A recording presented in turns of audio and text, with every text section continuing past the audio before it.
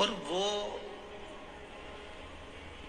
अनंग मोहिनी निकल कर जा रही थी। एक बुजुर्ग वृद्ध माता पिता बैठे थे, बूढ़े हैं,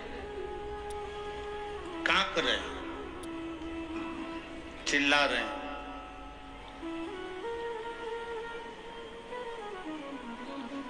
अनंग मोहिनी के कानों में शब्द गया।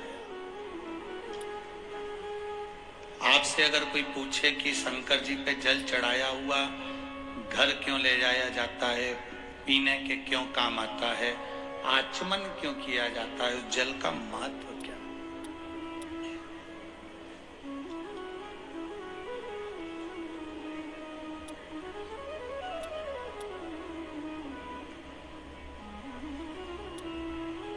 किसी किसी के घर में, किसी किसी शिव मंदिर में,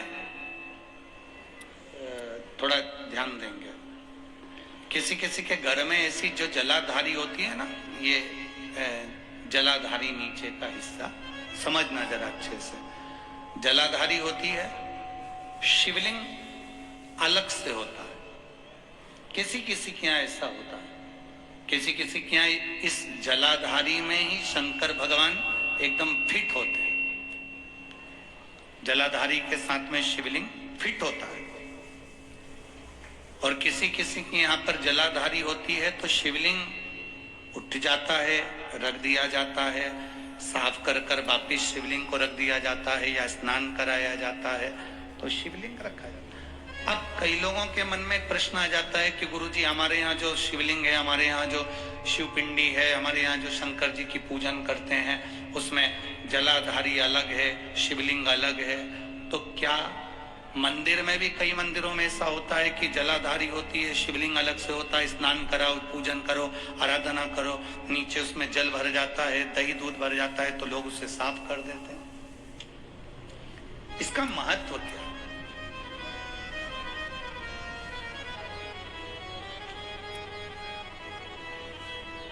पहले तो अच्छे से समझ लो उसको।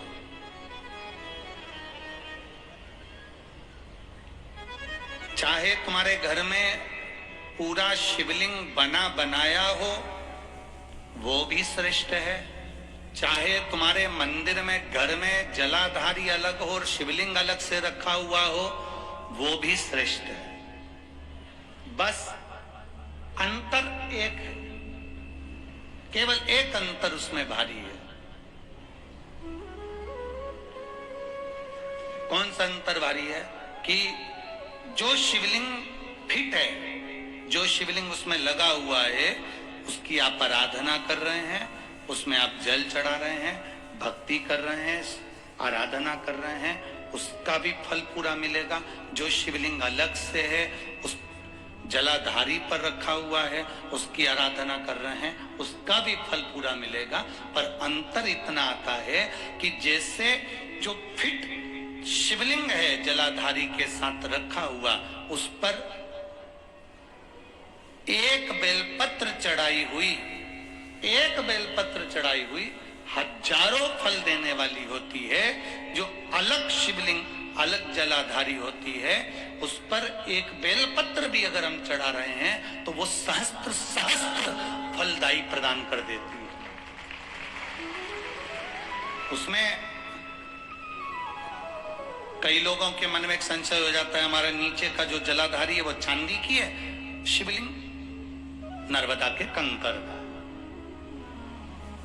कई बार किसी के मन में आ जाता है कि हमारे यहाँ जलाधारी अलग है पीतल की, शिवलिंग हमारे यहाँ कांच का है, स्फटिक का है, पारद का है या पाषाण का है, तो क्या फल देगा कि नहीं देगा? क्यों नहीं देगा?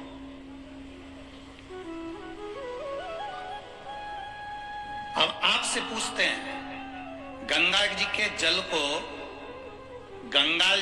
गंगाली जानते हैं आप लोग? सब गंगा भर के लाते हैं ना, पेक रहती है, उसमें सील लगी रहती है, क्या बोलते हैं इसको यहाँ पर?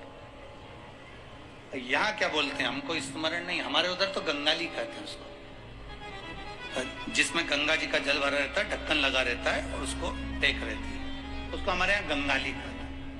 तो गंगा जी के जल को चाहे तुम गंगाली में रख लो और गंगा जी के जल को चाहे तुम पानी के लोटे में रख लो, जल बदलेगा क्या? क्या कहलाएगा वो? गंगा का जल ही कहलाएगा। उसी तरह शिवलिंग चाहे फिट वाला हो, चाहे वैसे ही आप आराधना करने वाले हो, उसका फल समाप्त नहीं होता, वो फल देता ही है। आप कितना सुंदर वर्णन करा। एक बार बाले ने गुरु नानक देव जी से प्रश्न किया,